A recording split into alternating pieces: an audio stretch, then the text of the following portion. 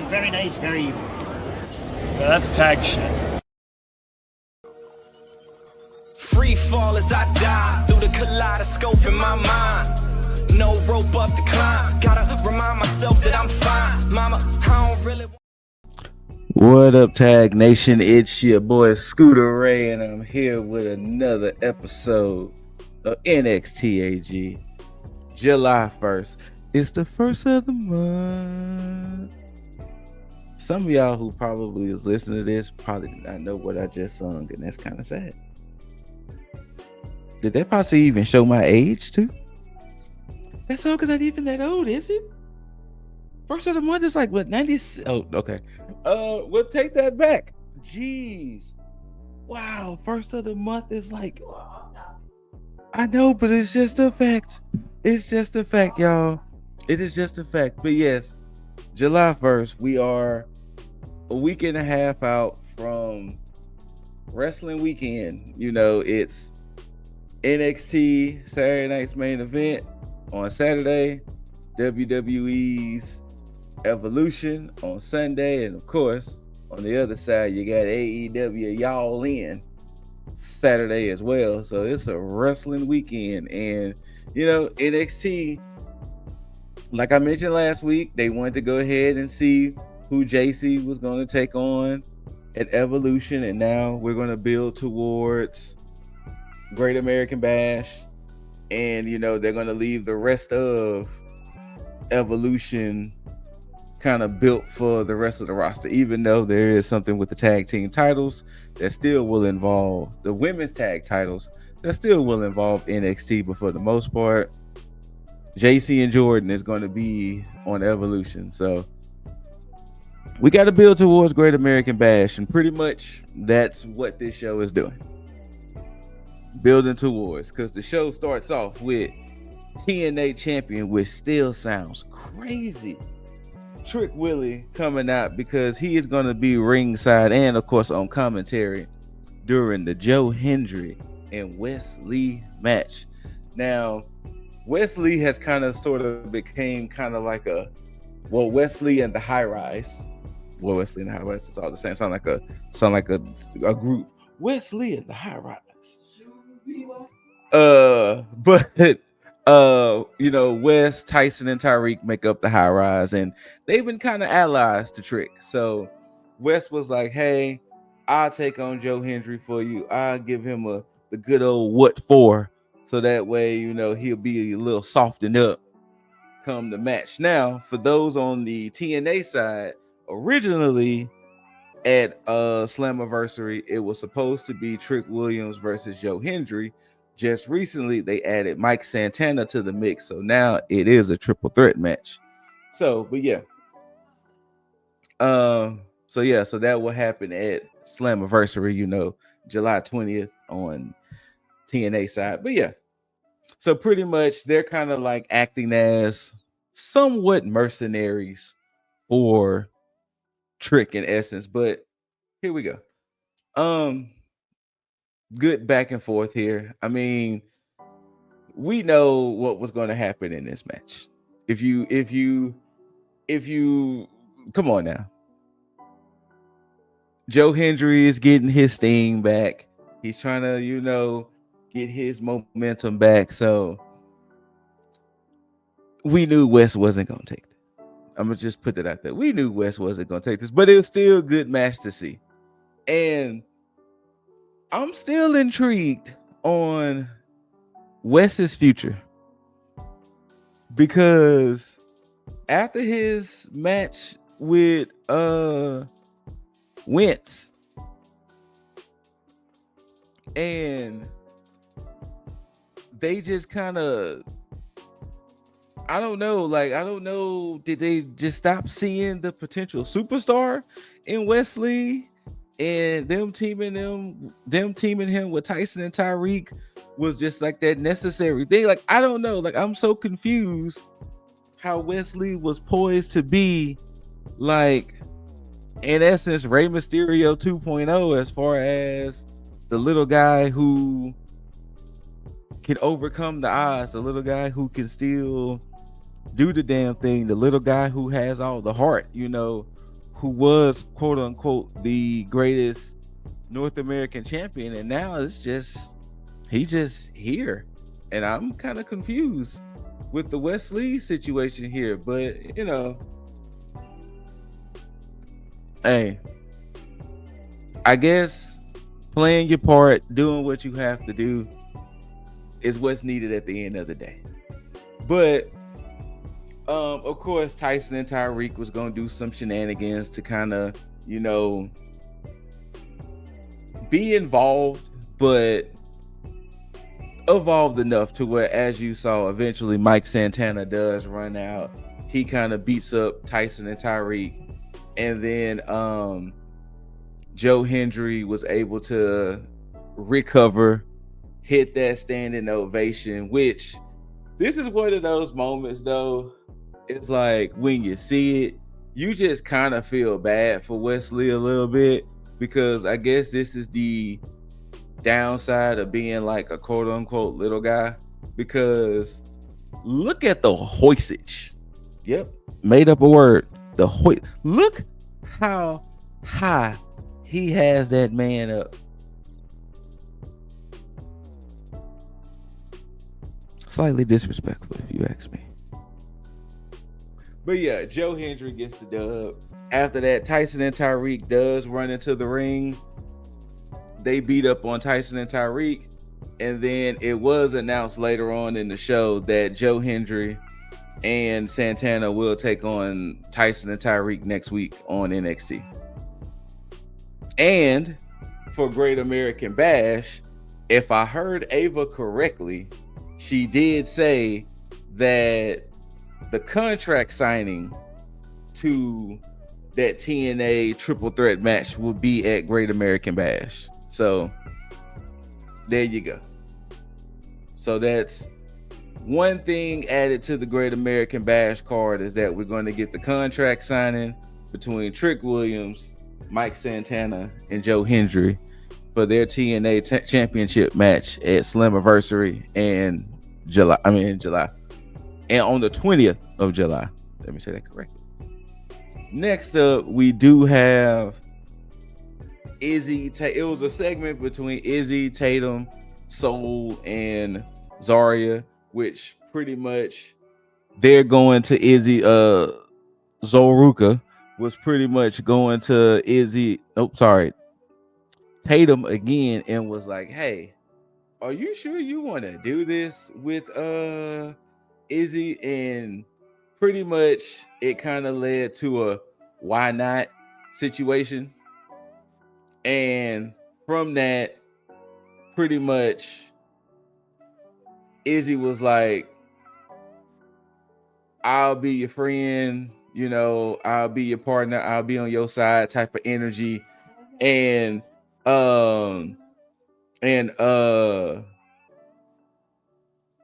it's going to lead to a tag team match later on in the night. And that was pretty much that segment to kind of set up the whole tag team match between I guess new besties of Izzy and Tatum versus Zarya and Soul. So there was that. So we'll see when I get to that match later. Next, we get Luca Crucifino coming out, and he's pretty much like, "Hey, I'm kind of just sick and tired of being disrespected. I'm getting sick and tired of my loyalty being questioned. I'm getting sick and tired of all of these things." So he couldn't get too much words out before Tony D, of course, comes out. And Tony D was talking about loyalty and things like that. Luca goes down the line talking about, how you going to talk about loyalty when, the things I've done for the family, the things I've done to even make it to WWE, and you want to question my loyalty? Like, I've been here. Like, I've been trying to rock with the family. I've been trying to do this, and you don't even trust me. And then, Tony D was like, "Yeah, but you cost me this," and blah, blah, blah, blah, blah. And then eventually it led to the new Heritage Cup champ, Stacks, coming out. And, It was kind of like as soon as Stacks was going to the ring and kind of saying like, you know, ha ha ha of the situation, Luca punches Tony D in the face. And it was like, oh shit. Like, wait. Like, and then of course, Stacks come in the ring and was like, yeah, see, we told you, you know, Luca the homie. You know what I'm saying? Luca been here. And then as you can see in this image, Luca draws back, deck Stacks in the face. And then Luca walks out the ring and was like, hey, I'm loyal to me. Like, I'm sick of all of this. The only person I'm loyal to at this point is Luca. So, to me, it all, I guess, seemed like that is maybe that we might get a full conclusion come Great American Bash or soon. And that most likely it would not surprise me that Tony D may be getting that call up. Tony D may be getting that call up. And then, you know, from there, I guess Stacks can be the Don of NXT now or whatever. And maybe Luca, I guess, still may do the whole consigliere thing. Or maybe he may get repackaged as something else. I don't know. But that's what it kind of is seeming like. And we still have not seen Rizzo. I didn't see any reports or anything of her being released or anything like that. But we still have not seen Rizzo. So I'm just kind of like, what's happening? What's happening with everything with the family and all? But hey, I'm pretty sure we'll get somewhat of a conclusion soon. And then we get a segment of Overfemi in the back, and he's talking about, you know, the whole match of Enamor versus Jasper Troy, and whoever wins fights him at Great American Bash. And he, in essence, was more rooting for Enamor only because he was like, I faced Troy already. You know, I proved myself against Troy, so why do I need to fight Troy again? I understand he's hungry and whatnot, but why do I need to fight him again? And Enamor and Briggs come up, and pretty much Enamor was saying, I'm gonna be the one to take you on at Great American Bash. So yeah. And Obo, of course, was like, all right, then we'll see, big dog. We shall see. In next match that kind of stemmed from last week, we have Lexis King taking on that boy Miles Bourne. And once again, this was one of those matches, considering how the match built and considering their, I don't want to say necessarily strapping the rocket per se to Miles Bourne, but they're making him the star.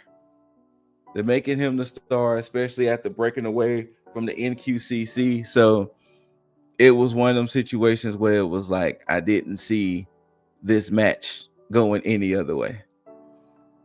Like, at all. Like, it was kind of hard to see Miles Bourne not getting the W on this one. So, and yeah, Miles Bourne gets the W. Simply plain.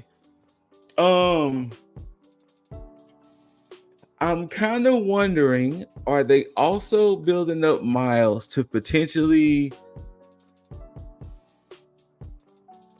maybe either be Heritage Cup or potentially North American?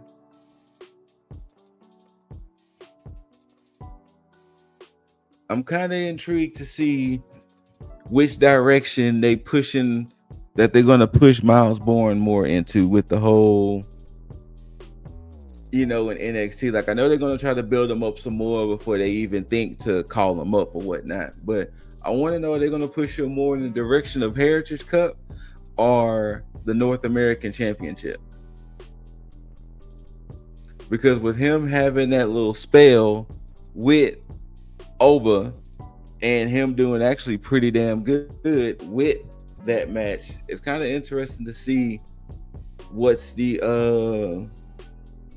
direction they're going to push Miles in when, you know, after Great American Bash and we start to see how the quote unquote chips fall. But yeah, and I'm also interested to see Lexus King's trajectory now, especially since he has lost the North American championship. I'm sorry, nope, the Heritage Cup. I'm kind of interested to see, you know, how they're going to be doing Lexus going forward as well. I'm kind of intrigued.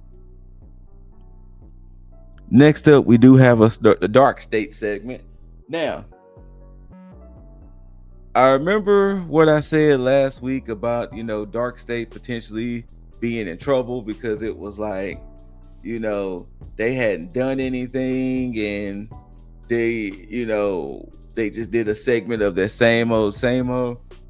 Leave it up to WWE/NXT to somewhat figure it out. And pretty much the way they figured it out, Dark State is in essence taking credit for all the chaos that has happened.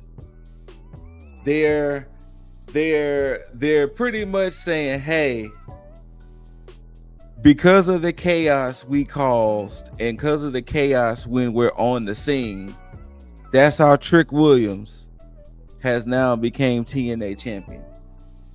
You know, that's how what did they say? Trick Williams becoming TNA champion, title switching left and right, and something else. So they're saying that their presence causes so much chaos within NXT that up is down and right is left, you know. And it's like, I guess you know, it's like, I guess that's what you want to do, but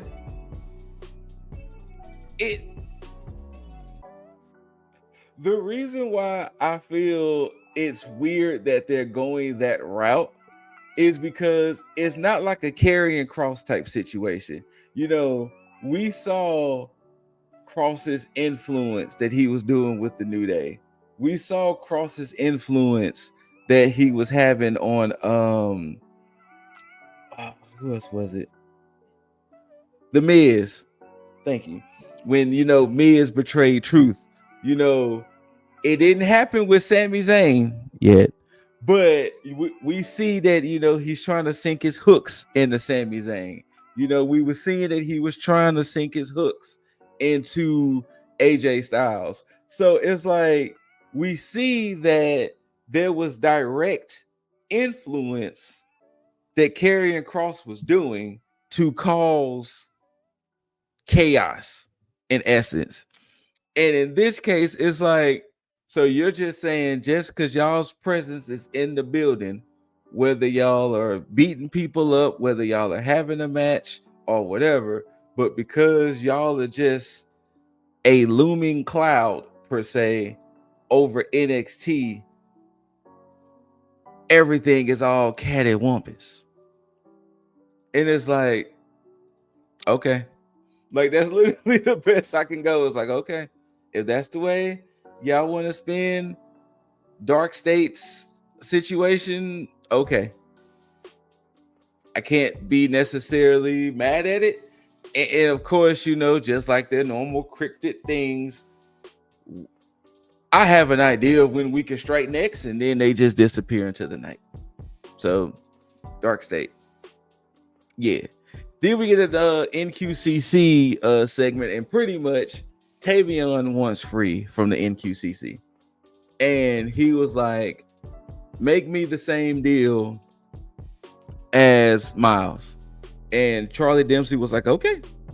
Now, they announced that it's going to be Dempsey versus Heights next week, but they didn't say it was going to be a rounds match. So I'm assuming it's going to be just a normal one-on-one match. And just like before, if Tavion Heights wins, he's free from the NQCC. But of course, if he lose, Dempsey was like, this never comes up again type of energy. So there we go. Next up, we do get Thea Hale versus Lainey Reed. I'm still in bewilderment of Lainey Reed, because the fact that how she just really came out of nowhere. I don't know if it's a sorry, not sorry moment, personally speaking, but how she just magically came out of nowhere and boom, she's here. And it's like, all right, cool. And but she takes on Thea Hale, and you can tell that they want Lainey Reed. I don't know if it's kind of like a probational thing where it's like, let's throw her out there a few times and see how this goes. See how the fans react to her. See how everything goes. But I don't know. Like maybe her introduction wasn't the best, because she came on strong with this whole JC Jane is a beatable champion, and then proceeds to lose. But she's like, JC Jane is a beatable champion, and then we get the segment of who she was and this and the third, and it was like, I guess cool. But as you're going to see in this next image, due to chicanery and shenanigans, her holding the ropes gives her the extra leverage, and her getting the dub over Thea Hale. So yeah, that's pretty much Lainey Reed, y'all. Jasper Troy gets a segment, and he's pretty much talking about how he's gonna beat up Inamura. Then after he beats up Inamura, he's going to go on to Great American Bash, finish what he started, and get that NXT championship off of Oba. That's pretty much the gist of Troy's spiel. Next up, we do get that women's tag team match. We get the team of Izzy Dame and Tatum Paxley versus Sol Ruka and Zarya. And once again, of course, Sol and Zarya are kind of just under the guise of Tatum. Like, what's up? Like, I understand you want friends. I understand you feel lonely and this, that, and the third. But come on now. Izzy's going to be the one, you know what I'm saying, you're going to hang around with. Izzy's going to be the one that you're like, yes, this is me right here. This is friend, and tag team match. So, of course, she does come out with the Cullen, and they did announce her as Tatum Paxley and the Cullings.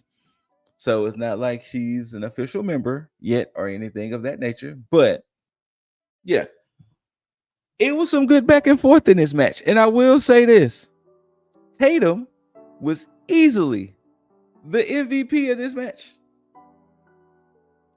Tatum was out there doing the damn thing. I was like, okay, Tatum. But she was easily the MVP. And it's kind of one of them things to where it sucks in essence, because you kind of wanted to see, once again, I called them the Misfits because we never officially had a name before the group was unfortunately released.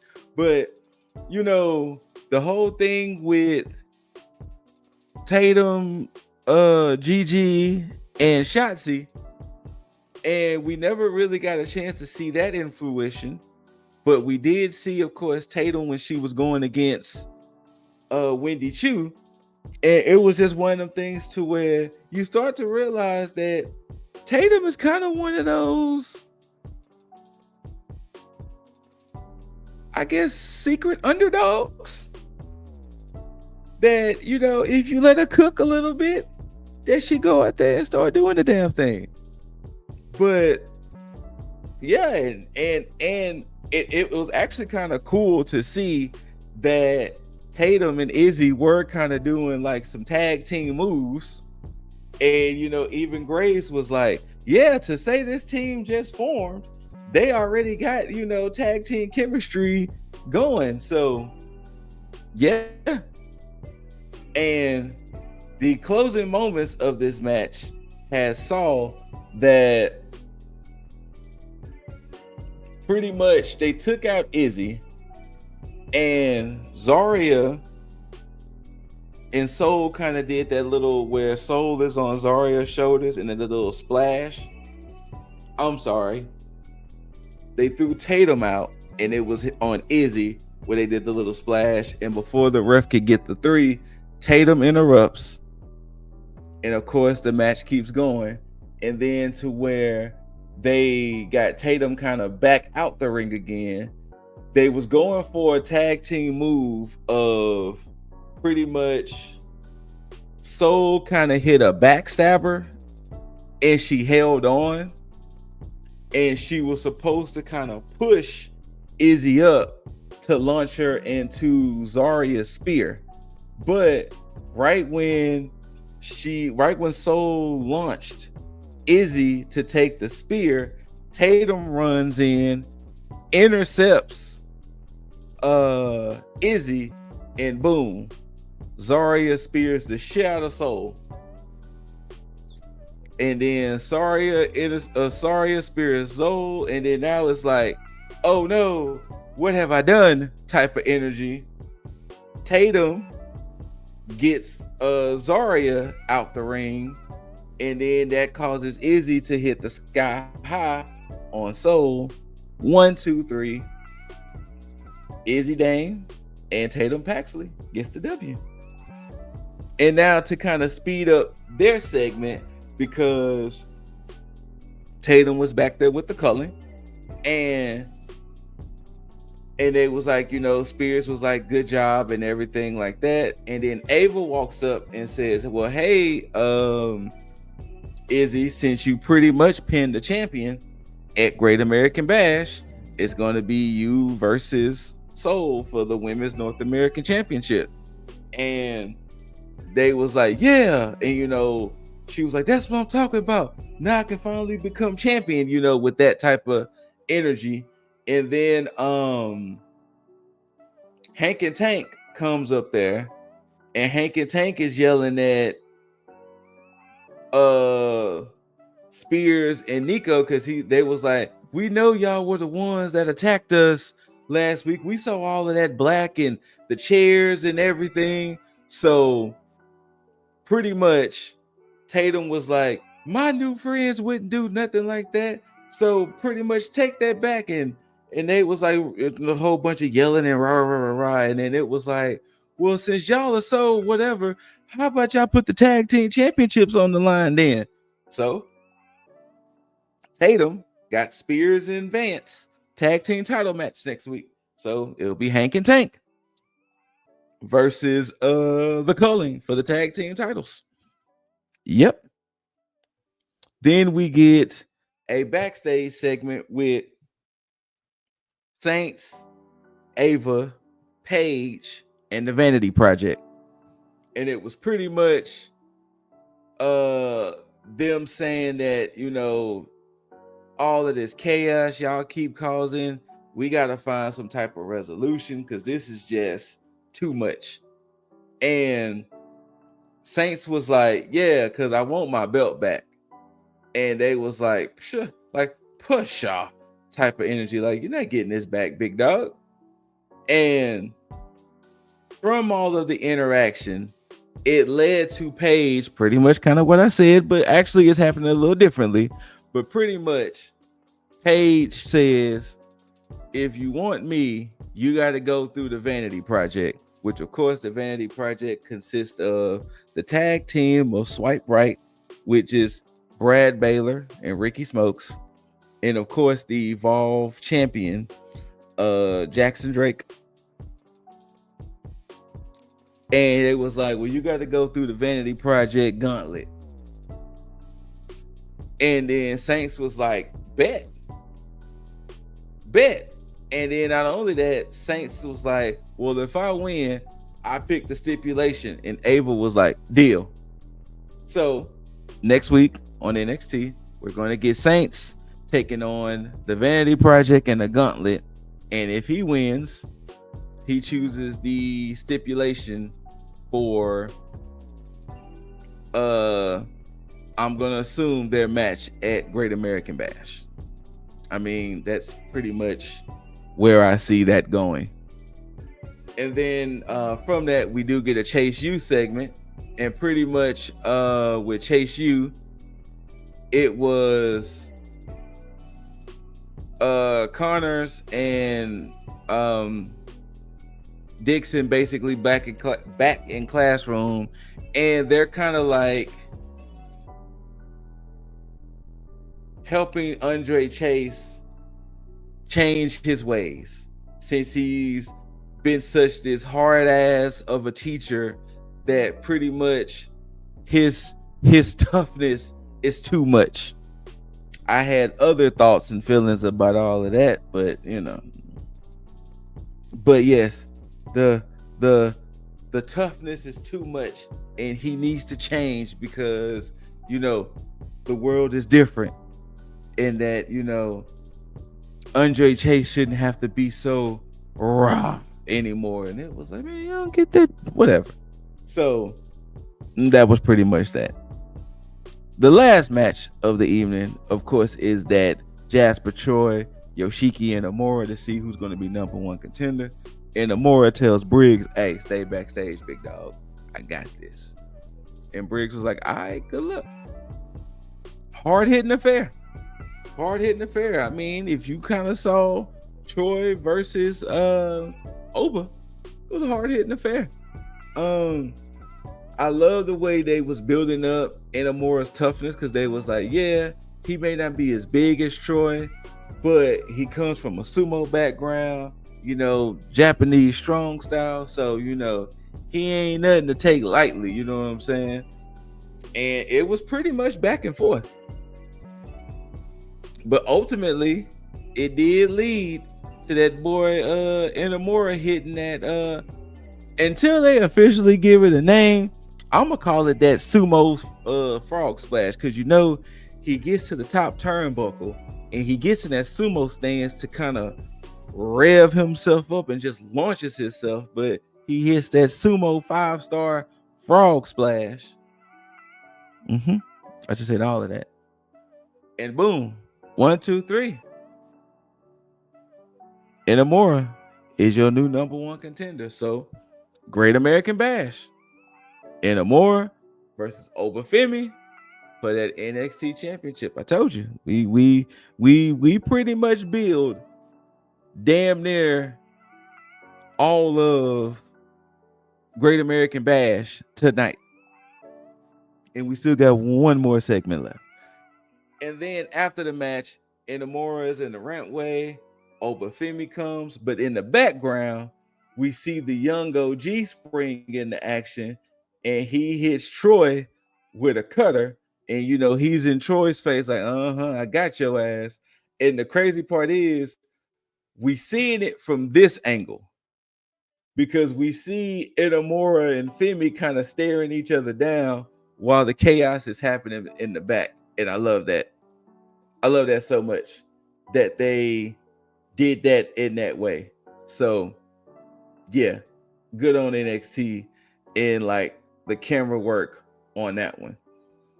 And then we get the final segment of the night. You got Jordan Grace coming out, and pretty much she's kind of addressing the fans, letting them know that she's kind of having doubts, because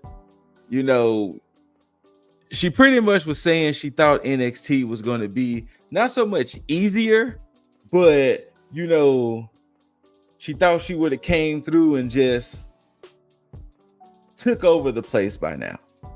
And that's not the case.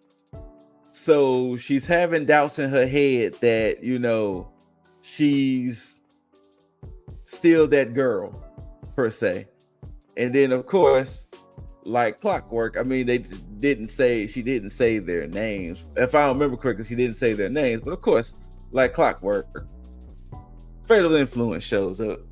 And pretty much JC and Grace kind of have their little back and forth, you know, and then it led to, of course, a scuffle. I mean, Grace was like, look, I'ma just fight all of you. I don't have to deal with this. I'ma just fight y'all. So she starts fighting them. Of course, it gets overwhelming, and in comes Grace's savior of Blake Monroe. We know she wasn't gonna take her getting put through a table on her first night lightly. You know what I'm saying? So she comes out. Her and Grace kind of beat up on Fatal. And funny enough, when Jordan went to go punch at Jasmine was like, nah, big dog, you ain't got to hit me. I'm out. That's them. So Jasmine kind of like, nah, I'm out. Y'all got this. This ain't got nothing to do with me. And then, if I heard Ava correctly, because after they had their first little scuffle, Fatal Influence went out the ring. Ava comes. They was kind of yelling at Ava like, rah, rah, rah. If I heard Ava correctly, she said it was going to be Fallon and JC versus Blake and Jordan at Great American Bash. Then, of course, you know that Sunday is going to be JC and Jordan for the women's championship. If I heard Ava correctly on that. So, if we're already looking at Great American Bash, we got Inamura versus Femi. We're going to most likely get Saints versus Paige. The TNA contract signing. Soul Ruka versus Izzy Dane. We're going to get this tag team match between these four ladies. So, pretty much, Great American Bash build in one night. It literally build in one night. And pretty much what you're seeing is after the tag match was announced, they run back in the ring, have a little dust up, and the Juggernaut and the Glamour was on top. And that's pretty much NXT for the first of the month. So grab your checks and come on. Yeah. So next week, since next week is the go home show for Great American Bash, Saturday night's main event, and Evolution, you know, we're gonna have a lot more clearer picture for some things. But yeah, that was NXT, y'all. You know what I'm saying? The Juggernaut and the Glamour on top. And that's where this will end. Whether you loved it or hate it, don't forget to rate it. Thumbs up, thumbs down, like, share, comment, subscribe. After you do all of that, you got to tag that notification bell so you can be notified for when we post videos. Shout outs to the brethren, Lip Dizzle, Jacob Bombastic, Juggernaut, and Leo. Shout outs to all of you out there. Make sure you love one another, love yourself, take care of one another, and take care of yourself. And until next time, you beautiful people out there, don't forget to tag out. Peace.